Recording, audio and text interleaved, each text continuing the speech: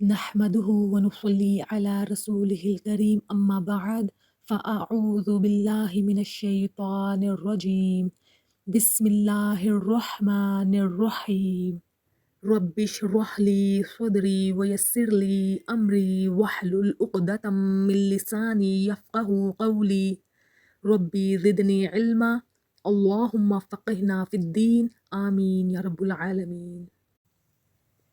آج ہم سورہ البقرہ کی آیت 40 کے بیک گراؤنڈ کو سمجھنے کی کوشش کریں گے، لیکن اس آیت کو سمجھنے کے لیے ضروری ہے کہ ہم اس پورے ہسٹوریکل اور سوشل بیک گراؤنڈ کو سمجھیں جس میں یہ آیت نازل ہوئی۔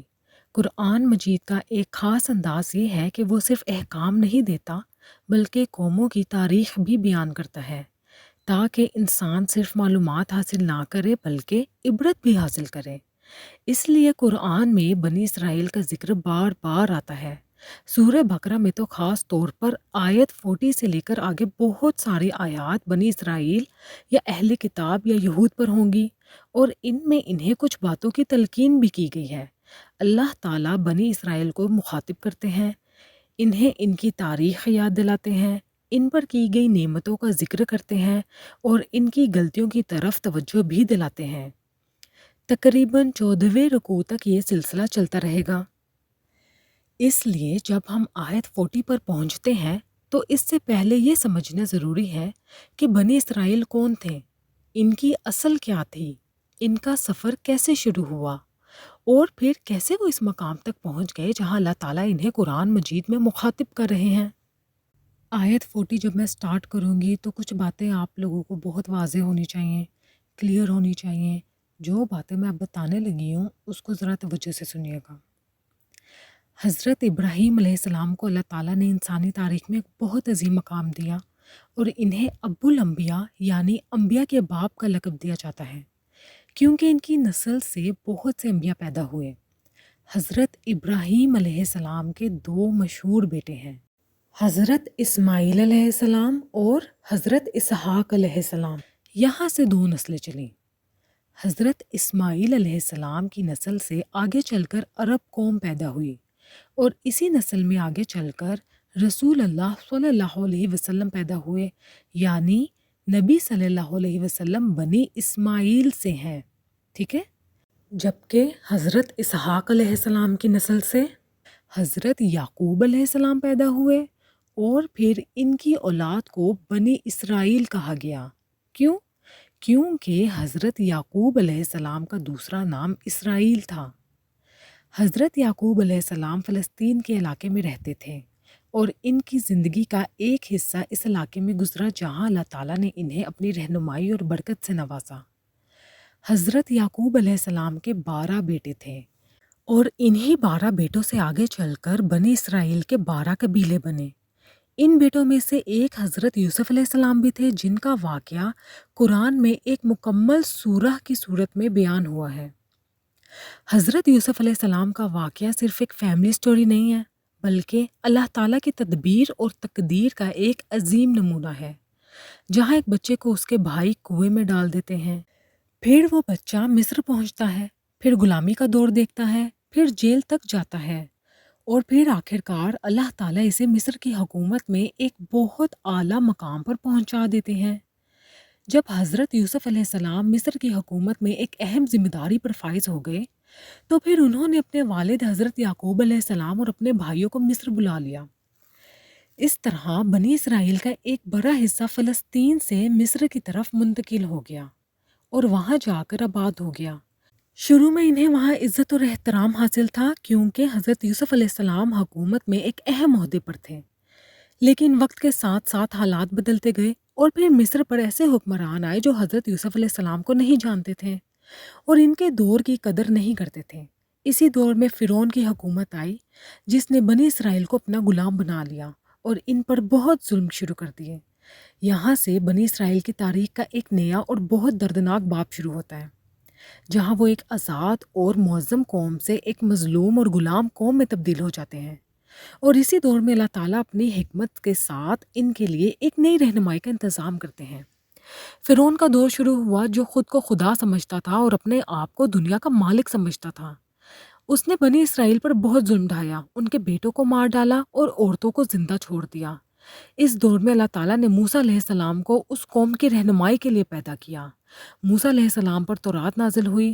حضرت موسیٰ علیہ السلام اور ان کے بھائی حضرت ہارون علیہ السلام کو اللہ تعالیٰ نے بچپن میں ہی اپنی حفاظت میں رکھا اور ان کی تربیت کا سلسلہ شروع ہوا۔ حضرت موسیٰ علیہ السلام کا پیدائش کا واقعہ اللہ تعالیٰ کی حکمت اور تدبیر کا ایک عظیم ثبوت ہے، جہاں ایک بچے کو مشکل حالات میں رکھ کر اللہ تعالیٰ اسے دنیا اور آخرت میں براہ راست رہنمائی کے لیے تیار کرتے ہیں۔ جیسے جیسے حضرت موسیٰ علیہ السلام بڑے ہوتے گئے، اللہ تعالیٰ نے انہیں فرعون کے سامنے بھیجنے کے لیے تیار کیا اور انہیں اپنی نبوت اور حکومت کی ذمہ داری دی۔ فرعون کے ظلم کا سلسلہ بھی بڑھتا گیا اور بنی اسرائیل کے لوگ رو رو کر اللہ تعالیٰ سے مدد مانگنے لگے۔ اللہ تعالیٰ نے موسیٰ علیہ السلام کو فرعون کے پاس بھیجا اور کہا کہ انہیں حق کا پیغام دینا ہے اور ان کی قوم کو ظلم سے نجات دلانا ہے۔ حضرت موسیٰ علیہ السلام نے اللہ تعالیٰ کے حکم سے فرعون سے مخاطب ہونا شروع کیا اور اپنے بھائی حضرت ہارون علیہ السلام کو اپنا ساتھی بنایا۔ فرعون کو یہ پیغام سن کر نفرت ہوئی اور اس نے بنی اسرائیل پر اور سخت ظلم شروع کر دیے۔ اللہ تعالیٰ نے حضرت موسیٰ علیہ السلام اور ان کی قوم کے لیے معجزات کا انتظام کیا، جسے قرآن پاک میں تفصیل کے ساتھ بیان کیا گیا ہے، جیسے سمندر کو چیرنا تاکہ بنی اسرائیل اس رستے سے گزر سکے اور فرعون اور اس کے لشکر کو سمندر میں ڈبو دیا جائے۔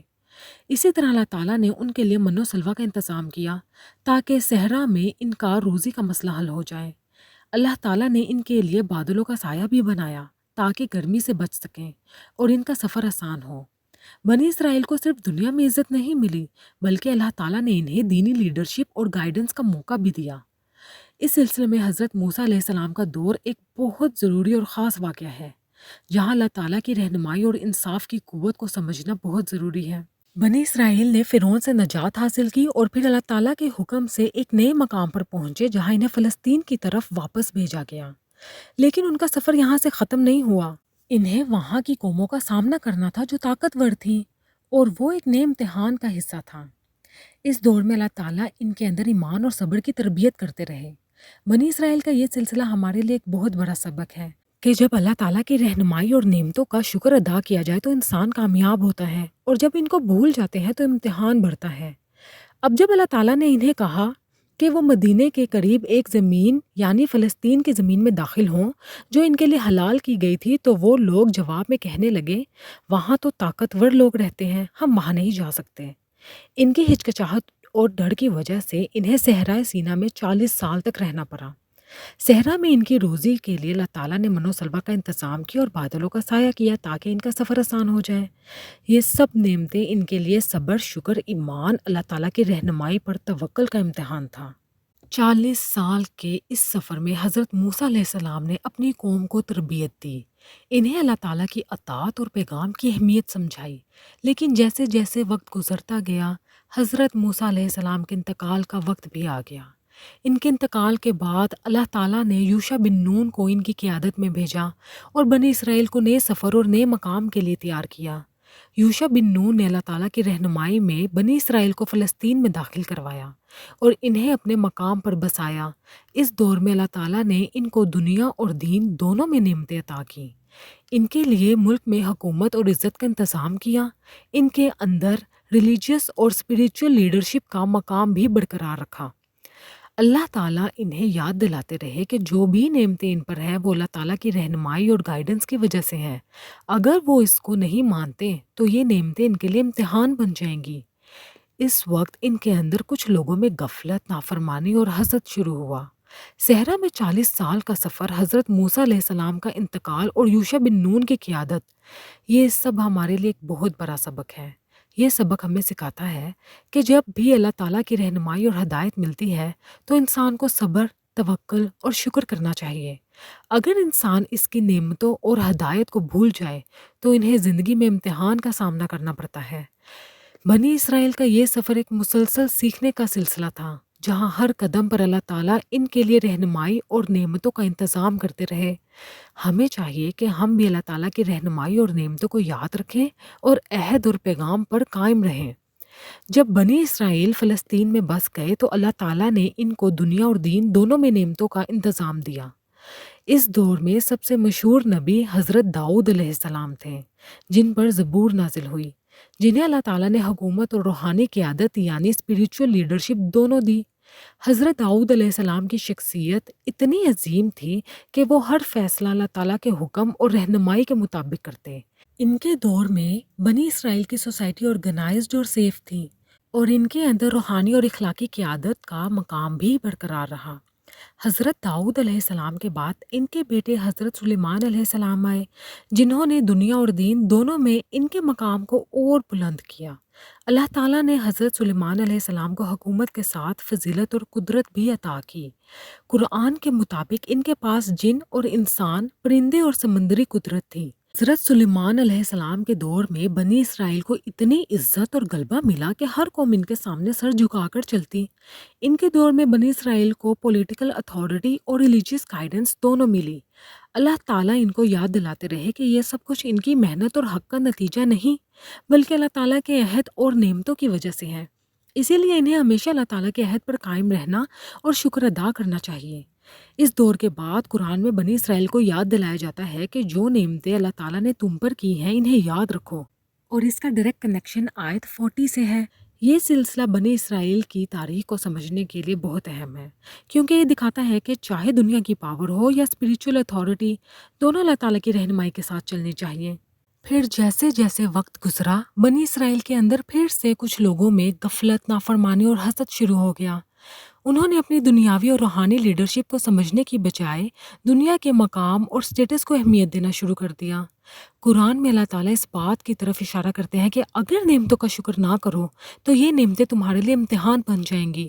حضرت داؤد اور سلیمان علیہ السلام کا دور ہمارے لیے سبق ہے کہ ورلڈلی پاور اور اسپریچول گائیڈنس دونوں کا بیلنس ضروری ہے۔ اگر صرف دنیا اور سٹیٹس کو اہمیت دو اور رہنمائی اور ایمان کو بھول جاؤ تو انسان اپنی اصل حقیقت کھو دیتا ہے۔ لیکن اگر دنیا اور دین دونوں کو اللہ تعالیٰ کی گائیڈنس کے مطابق چلایا جائے تو یہ انسان اور قوم دونوں کے لیے کامیابی اور عزت کا ذریعہ بنتا ہے۔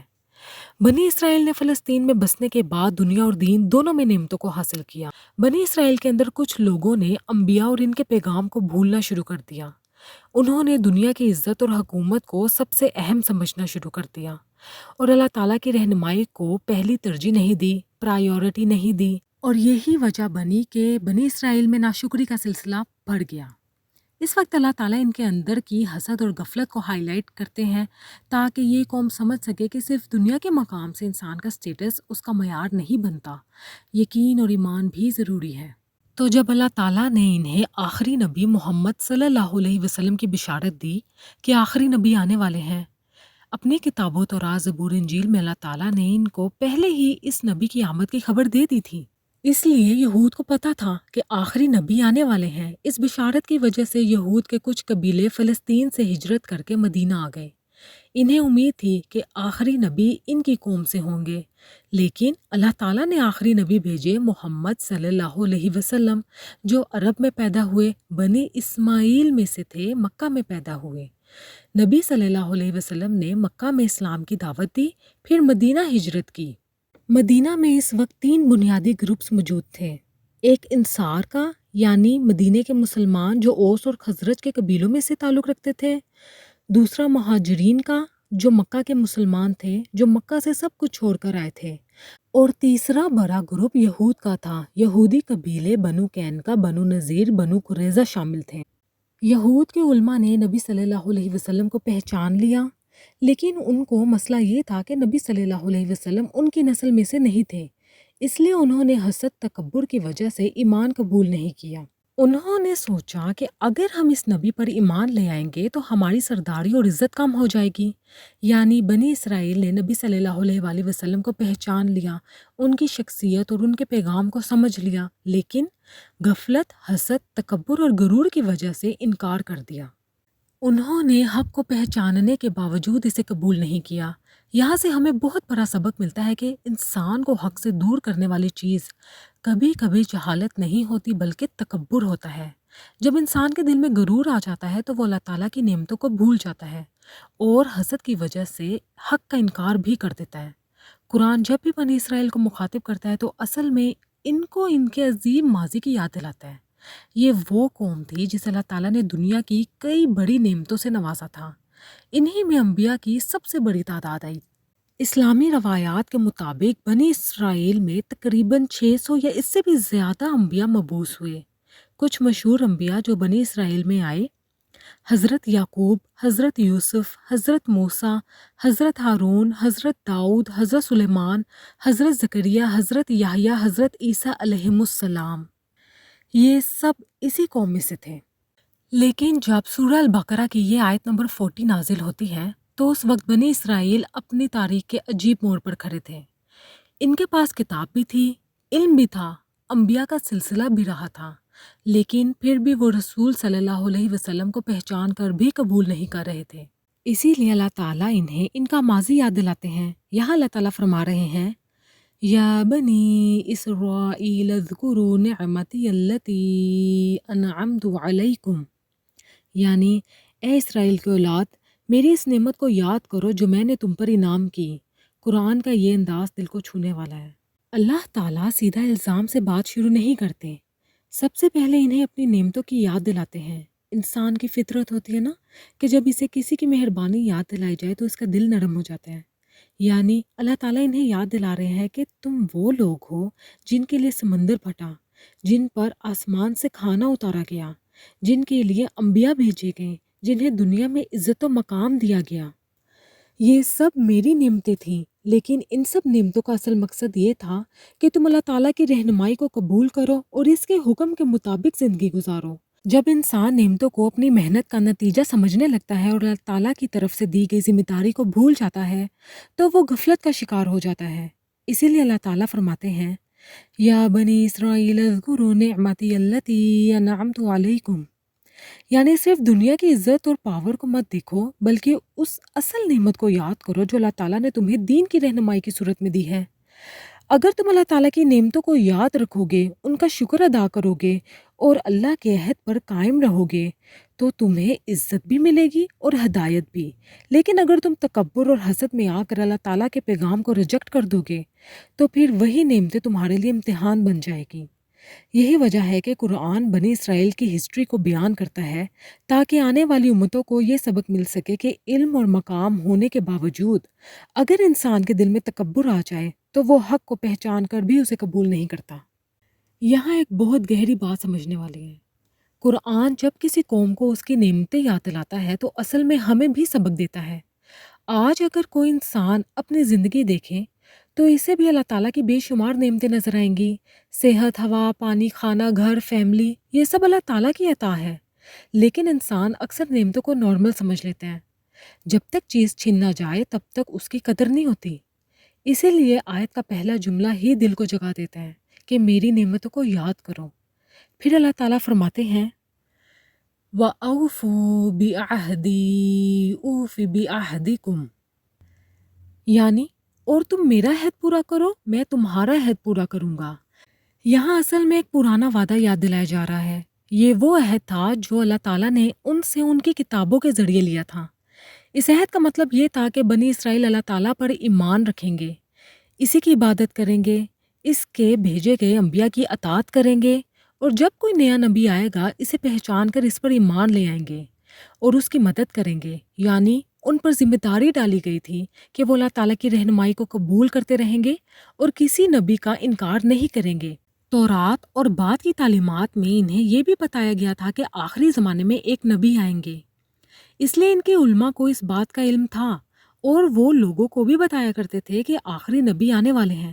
اس لیے جب نبی صلی اللہ علیہ وسلم آئے تو اصل میں بنی اسرائیل سے یہ متوقع تھا کہ وہ سب سے پہلے ایمان لائیں گے، کیونکہ انہیں پہلے سے ہی اس نبی صلی اللہ علیہ وسلم کی خبر دی گئی تھی۔ سورہ اعراف آیت 157 میں آتا ہے کہ وہ نبی صلی اللہ علیہ وسلم کا ذکر اپنی کتابوں تورات اور انجیل میں لکھا ہوا پاتے تھے، لیکن جب نبی صلی اللہ علیہ وسلم آئے تو بنی اسرائیل کے کئی علماء نے جیلسی کی وجہ سے انہیں ریجیکٹ کر دیا۔ ایک روایت آتی ہے کہ عبداللہ بن سلام رضی اللہ تعالیٰ عنہ جو مدینہ کے ایک بہت بڑے یہودی عالم تھے، ان کا اصل نام حسین بن سلام تھا۔ وہ بنو قینقاع قبیلے سے تھے اور تورات کے بہت بڑے اسکالر سمجھے جاتے تھے۔ جب نبی صلی اللہ علیہ وسلم مدینہ تشریف لائے تو انہوں نے خبر سنی کہ ایک نبی آئے ہیں۔ وہ خود دیکھنے آئے۔ روایت میں آتا ہے کہ جب عبداللہ بن سلام نے نبی صلی اللہ علیہ وسلم کا چہرہ دیکھا تو انہوں نے فوراً کہا: جب میں نے رسول صلی اللہ علیہ وسلم کا چہرہ دیکھا تو مجھے یقین ہو گیا کہ یہ کسی جھوٹ بولنے والے کا چہرہ نہیں ہو سکتا۔ اس کے بعد انہوں نے نبی صلی اللہ علیہ وسلم سے کچھ سوال کیے جو صرف ایک نبی ہی بتا سکتا تھا۔ عبداللہ بن سلام نے بعد میں کہا، میں نے نبی صلی اللہ علیہ وسلم کو اسی طرح پہچان لیا جس طرح میں اپنے بیٹے کو پہچانتا ہوں۔ یہ بات تفسیر ابن کثیر میں سورہ البقرہ آیت 146 کے حوالے سے بھی آتی ہے۔ اس آیت میں اللہ تعالیٰ فرماتے ہیں، جن لوگوں کو ہم نے کتاب دی ہے وہ اس نبی صلی اللہ علیہ وسلم کو اسی طرح پہچانتے ہیں جیسے اپنے بیٹوں کو پہچانتے ہیں۔ اس کا مطلب کیا ہے؟ اس جملے کا مطلب یہ ہے کہ یہودی علماء کو تورات میں نبی صلی اللہ علیہ وسلم کی اتنی کلیئر نشانیاں ملتی تھیں کہ جب انہوں نے نبی صلی اللہ علیہ وسلم کو دیکھا تو انہیں کوئی شک نہیں رہا۔ تورات میں کچھ علامات مینشن تھی، جیسے نبی عرب سے ہوں گے، اسماعیل کی نسل سے ہوں گے، مدینہ کی طرف ہجرت کریں گے، ان کی امت عبادت کرنے والی ہوگی، ان کا اخلاق عظیم ہوگا۔ جب عبداللہ بن سلام نے نبی صلی اللہ علیہ وسلم کو دیکھا تو انہیں لگا کہ یہ سب نشانیاں بالکل میچ کر رہی ہیں، اسی لیے انہوں نے کہا کہ میری پہچان اتنی کلیئر ہے جتنی اپنے بیٹے کو پہچاننے میں ہوتی ہے۔ علماء یہ بھی کہتے ہیں کہ جب انسان اپنے بیٹے کو پہچانتا ہے تو اسے 100% یقین ہوتا ہے، یعنی کوئی کنفیوژن نہیں ہوتی نا کہ اس کا بیٹا ہے۔ اس لیے عبداللہ بن سلام کا مطلب یہی تھا کہ جس طرح مجھے اپنے بیٹے کے بارے میں کوئی ڈاؤٹ نہیں ہوتا، اسی طرح مجھے بالکل ڈاؤٹ نہیں کہ محمد صلی اللہ علیہ وسلم اللہ کے نبی ہیں۔ پھر سب یہودی ایمان کیوں نہیں لائے؟ یہاں ایک بہت امپورٹنٹ پوائنٹ ہے کہ قرآن بتاتا ہے کہ پرابلم علم کی کمی نہیں تھی، پرابلم حسد یعنی جیلسی اور تکبر تھی۔ سورہ البقرہ آیت 89 میں اللہ تعالیٰ فرماتے ہیں، جب ان کے پاس وہ کتاب آئی جو اس چیز کی تصدیق کرتی تھی جو ان کے پاس تھی، تو جس چیز کو وہ پہچان چکے تھے اسی کا انکار کر دیا۔ یعنی وہ جانتے تھے کہ نبی صلی اللہ علیہ وسلم حق پر ہے، لیکن اس لیے منع کر دیا کہ نبی بنی اسرائیل کی بجائے بنی اسماعیل سے کیوں آئے۔ عبداللہ بن سلام سچ کے طالب تھے، اس لیے جب انہوں نے حق پہچانا تو فوراً اسلام قبول کر لیا۔ پھر انہوں نے نبی صلی اللہ علیہ وسلم سے کہا، یا رسول اللہ صلی اللہ علیہ وسلم، یہودی قوم جھوٹ بولتی ہے، اگر آپ ان سے میرے بارے میں پوچھیں تو وہ میری تعریف کریں گے، لیکن اگر انہیں پتہ چل گیا کہ میں مسلم ہو گیا ہوں تو وہ مجھے برا کہیں گے۔ نبی صلی اللہ علیہ وسلم نے ان یہودیوں کو بلایا اور پوچھا، عبداللہ بن سلام کا کیا مقام ہے تم میں؟ انہوں نے کہا، وہ ہمارے سب سے بہترین عالم ہے، عالم کے بیٹے عالم ہے۔ پھر عبداللہ بن سلام باہر آئے اور کہا، میں گواہی دیتا ہوں کہ اللہ کے سوا کوئی معبود نہیں اور محمد صلی اللہ علیہ وسلم اللہ کے رسول ہے۔ یہ سنتے ہی وہ سب یہودی کہنے لگے، یہ ہمارا سب سے برا آدمی ہے۔ یہ واقعہ صحیح بخاری میں آتا ہے۔ اس واقعہ کا سبق، اس کہانی کا سب سے بڑا لیسن یہ ہے، حق کو پہچاننا مشکل نہیں ہوتا، مشکل اسے قبول کرنا ہوتا ہے۔ عبداللہ بن سلام نے حق پہچان کر ایگو چھوڑ دی، اس لیے وہ صحابی بن گئے، لیکن بہت سے لوگوں نے حق پہچان کر بھی تکبر کی وجہ سے انکار کر دیا۔ اسی لیے قرآن بار بار کہتا ہے کہ دل کا صاف ہونا علم سے بھی زیادہ ضروری ہے۔ اس سے پتہ چلتا ہے کہ مسئلہ علم کا نہیں تھا، مسئلہ دل کا تھا۔ تو قرآن پاک انہیں یاد دلاتا ہے کہ تم نے اللہ تعالیٰ سے جو عہد کیا تھا اسے پورا کرو، یعنی اگر تم اللہ تعالیٰ پر ایمان لاؤ گے، اس کے رسول کی اطاعت کرو گے اور اس کی رہنمائی کو قبول کرو گے تو اللہ اپنا عہد پورا کرے گا، یعنی اللہ تمہیں اپنی رحمت، مدد اور نعمتوں سے نوازے گا۔ لیکن اگر تم اپنے وعدوں سے پھر جاؤ گے اور حق کو پہچان کر بھی قبول نہیں کرو گے تو پھر اللہ کی طرف سے جو عزت اور مقام تمہیں ملا ہوا تھا وہ بھی چھین سکتا ہے۔ اگر اس آیت کو آج کے دور پر اپلائی کیا جائے تو یہ ایک بہت گہری مثال دیتا ہے۔ سوچیں، کوئی ٹیچر اپنے اسٹوڈنٹ کو اسکالرشپ دے، اسے کتابیں دے، اس کی مدد کرے، اور پھر جب اسٹوڈنٹ سے صرف اتنا کہا جائے کہ ایمانداری سے پڑھائی کرو تو وہ انکار کر دے، یہ ناشکری ہوتی ہے۔ بالکل اسی طرح اللہ تعالیٰ بنی اسرائیل کو کہہ رہے ہیں کہ میں نے تم پر اتنی نعمتیں کی ہیں، اب بس تم اپنا وعدہ پورا کرو۔ آیت کے آخر میں اللہ تعالیٰ فرماتے ہیں وَإِيَّايَ فَارْهَبُونَ، یعنی اور صرف مجھ سے ڈرو۔ یہاں رہبہ کا لفظ آیا ہے جو خوف کے ساتھ رسپیکٹ اور ہیبت کا بھی مطلب دیتا ہے۔ انسان اکثر لوگوں سے ڈرتا ہے، سوسائٹی سے، کرٹیسزم سے، پاور سے، لیکن قرآن کا پیغام یہ ہے کہ اصل خوف صرف اللہ تعالیٰ کو ہونا چاہیے۔ تاریخ میں دیکھو تو حضرت موسیٰ علیہ السلام فرعون کے سامنے کھڑے ہوئے۔ فرعون اس وقت سب سے پاورفل حکمرانوں میں سے تھا، لیکن موسیٰ علیہ السلام کو صرف اللہ تعالیٰ کا خوف تھا۔ اگر ایک انسان سچ میں اللہ تعالیٰ سے ڈرنے لگے تو اس کی زندگی سیدھی ہو جاتی ہے، پھر وہ دھوکہ نہیں دیتا، جھوٹ نہیں بولتا، ظلم نہیں کرتا، کیونکہ اسے پتہ ہوتا ہے کہ اللہ تعالیٰ سب دیکھ رہے ہیں۔ آیت 40 اصل میں ایک یاد دہانی ہے۔ نعمت کو پہچانو، وعدہ نبھاؤ اور دل میں اللہ تعالیٰ کا خوف پیدا کرو۔ جب انسان ان 3 باتوں کو سمجھ لیتا ہے تو اس کی زندگی کا رخ ہی بدل جاتا ہے، اور یہی قرآن کا مقصد ہے، صرف معلومات دینا نہیں بلکہ دل کو زندہ کر دینا۔ اب اللہ تعالیٰ اگلی آیت میں بنی اسرائیل کو ایک اور بہت اہم بات سمجھاتے ہیں۔ سورہ البقرہ آیت 41 میں اللہ تعالیٰ فرماتے ہیں وَآمِنُوا بِمَا أَنزَلْتُ مُصَدِّقًا لِمَا مَعَكُمْ وَلَا تَكُونُوا أَوَّلَ كَافِرٍ بِهِ وَلَا تَشْتَرُوا بِآيَاتِي ثَمَنًا قَلِيلًا وَإِيَّايَ فَاتَّقُونِ۔ اس آیت میں اللہ تعالیٰ سیدھا بنی اسرائیل کو مخاطب ہے اور انہیں 3 بہت بڑی نصیحتیں کر رہے ہیں۔ سب سے پہلی بات اللہ تعالیٰ فرماتے ہیں وَآمِنُوا بِمَا أَنزَلْتُ مُصَدِّقًا لِمَا مَعَكُمْ، یعنی جو کتاب میں نے اب نازل کی ہے اس پر ایمان لاؤ۔ یہاں اشارہ قرآن پاک کی طرف ہے۔ اللہ تعالیٰ بنی اسرائیل سے کہہ رہے ہیں کہ جو قرآن نازل ہوا ہے اس پر ایمان لاؤ، کیونکہ یہ تمہاری اپنی کتابوں کی تصدیق کرتا ہے۔ قرآن کوئی نئی چیز نہیں لایا تھا جو پہلے کبھی بتائی ہی نہ گئی ہو، بلکہ قرآن انہیں بنیادی حقائق کو دوبارہ واضح کرتا ہے جو تورات اور پہلی دوسری آسمانی کتابوں میں موجود تھیں۔ توحید، رسالت اور آخرت کا عقیدہ، یہ سب پہلے بھی وہی تھا اور اب قرآن پاک بھی وہی دعوت دے رہا ہے۔ اس لیے اللہ تعالیٰ بنی اسرائیل کو یاد دلا رہے ہیں کہ اگر تم واقعی تورات کو سچ مانتے ہو تو پھر قرآن پاک کو بھی ماننا چاہیے، کیونکہ قرآن اس کی تصدیق کرتا ہے۔ یہاں ایک ہسٹوریکل پوائنٹ سمجھنا ضروری ہے۔ بنی اسرائیل کے علماء جو اسکالرز تھے یا پھر جو انڈیویژول نالجیبل پرسنز تھے، ان کو تورات میں آخری نبی کی بشارت مل چکی تھی۔ انہیں پتہ تھا کہ ایک آخری رسول آنے والے ہیں۔ ان کی کچھ علامات بھی ان کی کتابوں میں لکھی ہوئی تھیں۔ جب نبی محمد صلی اللہ علیہ وسلم آئے تو مدینہ کے یہودی علماء ان علامات کو پہچانتے بھی تھے۔ قرآن پاک خود اس بات کا ذکر کرتا ہے کہ وہ نبی صلی اللہ علیہ وسلم کو اس طرح پہچانتے تھے جیسے اپنے بیٹوں کو پہچانتے ہیں، لیکن پھر بھی انہوں نے ایمان نہیں لائے۔ اس کی وجہ کیا تھی؟ جیسے کہ آپ کو میں نے پہلے بھی بتایا پچھلی آیت میں، علم کی کمی نہیں تھی اس کی وجہ، مسئلہ علم کا نہیں تھا، مسئلہ حسد کا تھا۔ مسئلہ یہ تھا کہ وہ چاہتے تھے کہ آخری نبی بنی اسرائیل میں سے ہوں، لیکن جب اللہ تعالیٰ نے آخری رسول بنی اسماعیل میں سے بھیج دیے تو ان کا کبر اور قومی غرور انہیں ایمان لانے سے روکنے لگا۔ اسی لیے اللہ تعالیٰ اگلا جملہ فرماتے ہیں وَلَا تَكُونُوا أَوَّلَ كَافِرٍ بِهِ، یعنی اس قرآن کا سب سے پہلا انکار کرنے والے مت بن جاؤ۔ اس جملے میں ایک نفسیاتی پہلو بھی ہے۔ مدینہ میں اس وقت یہود کے علماء ایک انفلوئنس رکھتے تھے، ان کا ایک اثر تھا، لوگ انہیں اہل علم سمجھتے تھے۔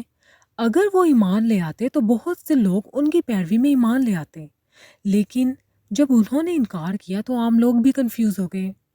اسی لیے اللہ تعالیٰ انہیں تنبیہ کر رہے ہیں کہ تم اپنی پوزیشن کا غلط استعمال مت کرو، تمہیں تو سب سے پہلے ایمان لانا چاہیے تھا، لیکن تم سب سے پہلے انکار کرنے والوں میں شامل ہو گئے۔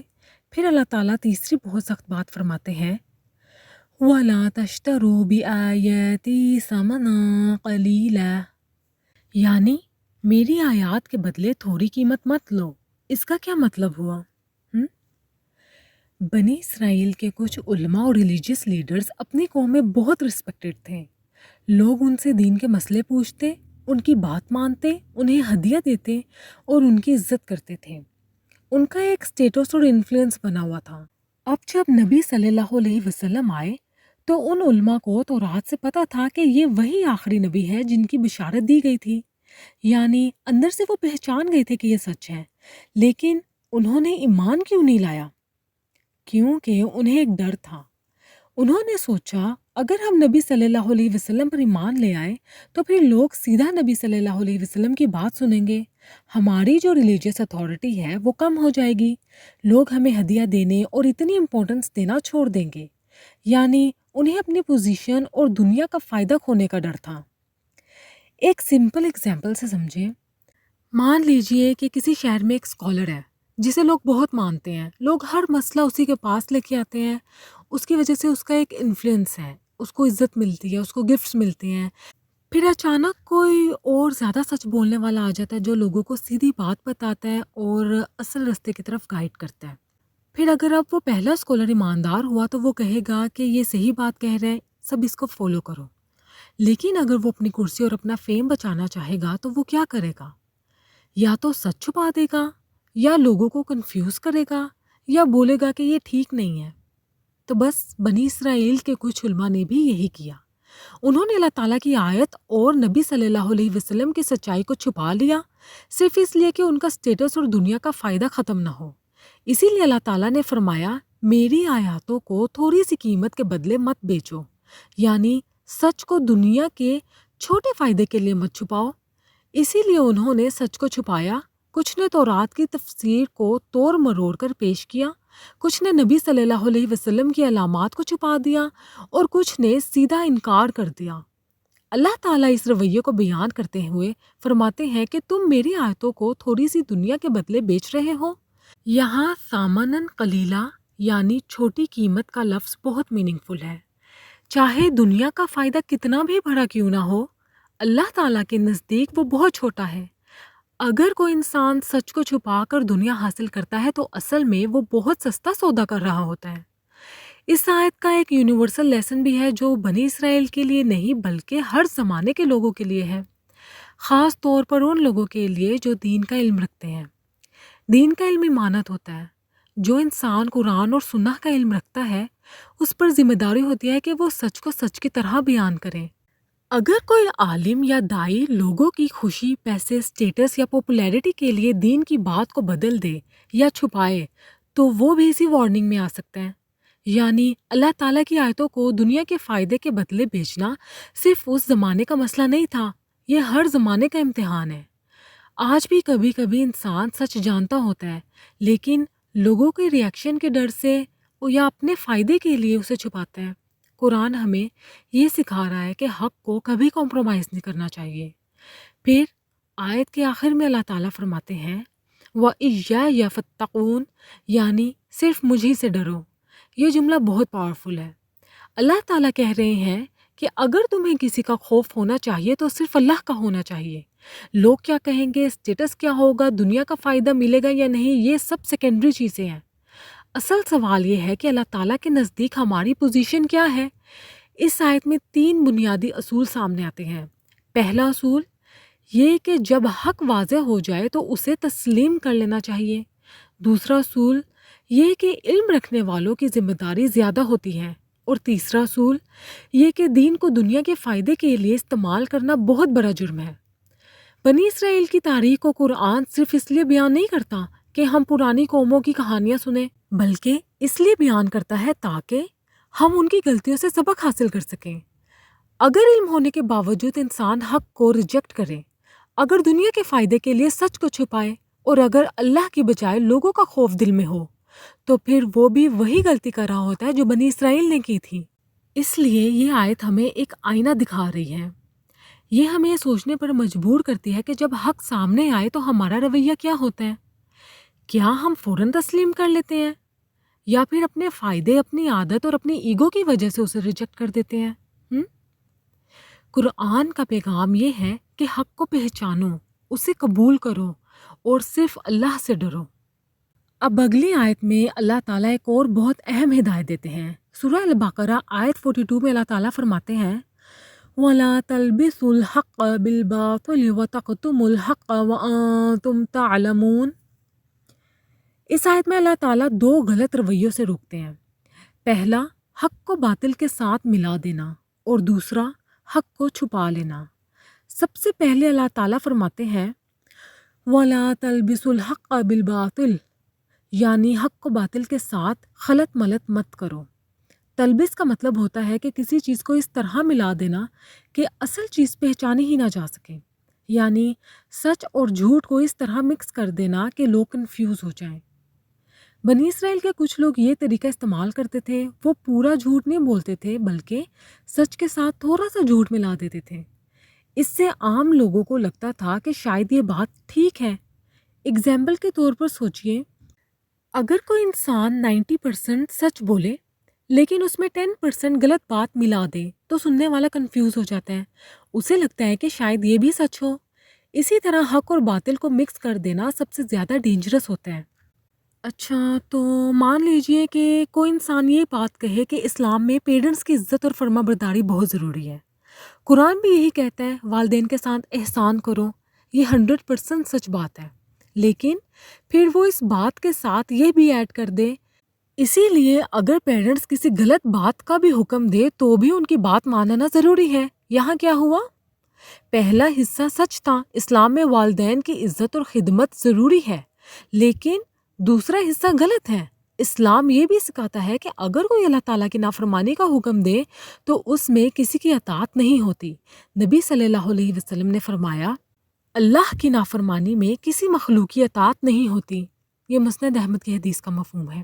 اسی طرح صحیح بخاری اور صحیح مسلم حدیث کا مفہوم ہے، اطاعت صرف نیک اور جائز کاموں میں ہوتی ہے، یعنی والدین، حکمران یا کسی بھی انسان کی اطاعت تب تک ہے جب تک وہ اللہ تعالیٰ کی نافرمانی کا حکم نہ دے۔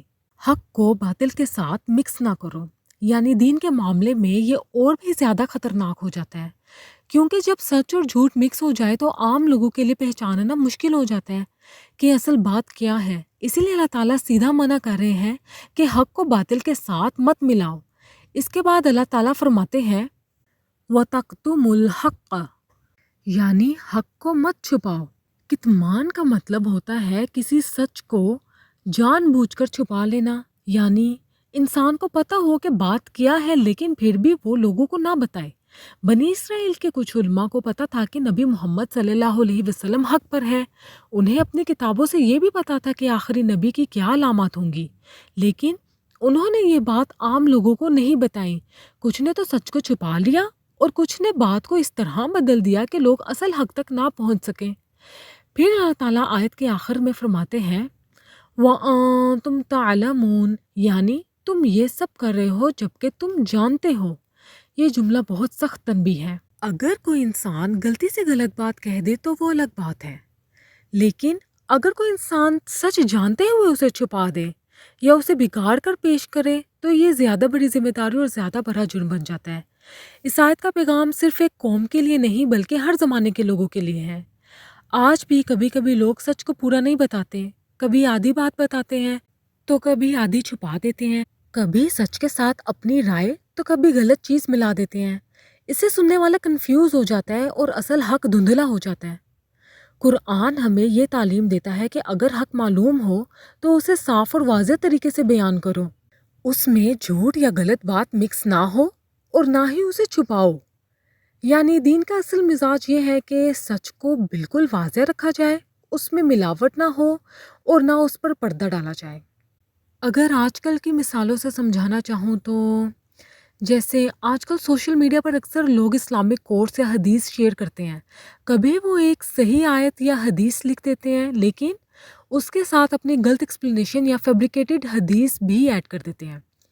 جیسے کوئی لکھتا ہے کہ اللہ نیت کو دیکھتا ہے، یہ بات کنسیپچولی ٹھیک ہے، لیکن پھر وہ یہ کہہ دیتا ہے اس لیے اگر نیت اچھی ہو تو کوئی بھی کام حلال ہو جاتا ہے۔ یہاں کیا ہوا؟ سچ کے ساتھ غلط بات مکس ہو گئی۔ اسلام میں اچھی نیت ضرور امپورٹنٹ ہے، لیکن حرام چیز صرف نیت سے حلال نہیں ہو جاتی۔ یہ ایگزیکٹلی وہی چیز ہے جو قرآن کہتا ہے حق کو باطل کے ساتھ مکس مت کرو۔ اس کے بعد دیکھیے کہ کبھی کبھی لوگ پوری بات نہیں بتاتے، صرف وہ حصہ بتاتے ہیں جو انہیں سوٹ کرتا ہے۔ جیسے کوئی صرف یہ حدیث کوٹ کرے کہ اللہ بہت غفور الرحیم ہے، یہ بالکل سچ ہے بے شک، لیکن اگر کوئی صرف یہی بتائے اور اللہ کی پکڑ، حساب اور آخرت کی ذمہ داری کا ذکر ہی نہ کرے تو سننے والا سمجھے گا کہ جو مرضی کر لو اللہ تعالیٰ تو معاف ہی کر دیں گے نا۔ یہاں بھی حق کو ادھورا کر دیا گیا ہے۔ اس کے بعد دیکھیے کہ کبھی کبھی کوئی انسان جان بوجھ کر سچ نہیں بتاتا کیونکہ اسے اس کا فائدہ ختم ہو سکتا ہے۔ جیسے کوئی انفلوئنسر یا اسپیکر جانتا ہے کہ کوئی ٹرینڈ اسلامکلی غلط ہے، لیکن وہ اس لیے کچھ نہیں بولتا کیونکہ اگر وہ سچ بول دے گا تو فالوورز کم ہو جائیں گے، لوگ ناراض ہو جائیں گے، پاپولیرٹی کم ہو سکتی ہے، تو وہ چپ رہ جاتا ہے۔ لیکن یہ بھی وہی چیز ہے جیسے قرآن نے کہا وَتَكْتُمُ الْحَقَّ وَأَنْتُمْ تَعْلَمُونَ، یعنی تم سچ کو چھپا دیتے ہو جبکہ تم جانتے ہو۔ اس کے بعد دیکھیے کہ کبھی کبھی نیوز یا انفارمیشن اس طرح پریزنٹ کی جاتی ہے کہ آدھا سچ اور آدھا جھوٹ ہوتا ہے۔ سچ کا ایک حصہ دکھایا جاتا ہے اور امپورٹنٹ کانٹیکسٹ چھپا لیا جاتا ہے، جس سے لوگوں کا پرسیپشن بدل جاتا ہے۔ یہ بھی ایک طریقے کا حق کو باطل کے ساتھ مکس کرنا ہے۔ قرآن ہمیں صرف جھوٹ سے نہیں روکتا، بلکہ اس سے بھی روکتا ہے جو اور بھی زیادہ ڈینجرس ہے، یعنی سچ اور جھوٹ کو مکس کر دینا۔ کیونکہ جب جھوٹ اکیلا ہوتا ہے تو پہچانا جا سکتا ہے، لیکن جب جھوٹ سچ کے لباس میں آ جائے تو لوگوں کے لیے حق کو پہچاننا مشکل ہو جاتا ہے۔ اسی لیے یہ آیت ہمیں ایک بنیادی اصول سکھا رہی ہے، جب حق سامنے ہو تو اسے صاف طور پر قبول کرو، اسے بگاڑ کر پیش نہ کرو اور نہ ہی اسے چھپاؤ۔ اللہم ارنا الحق حقا وارزقنا اتباعہ وارنا الباطل باطلا وارزقنا اجتنابہ۔ سبحانک اللہم وبحمدک اشہد ان لا الہ الا انت استغفرک واتوب الیک۔ السلام علیکم ورحمۃ اللہ وبرکاتہ۔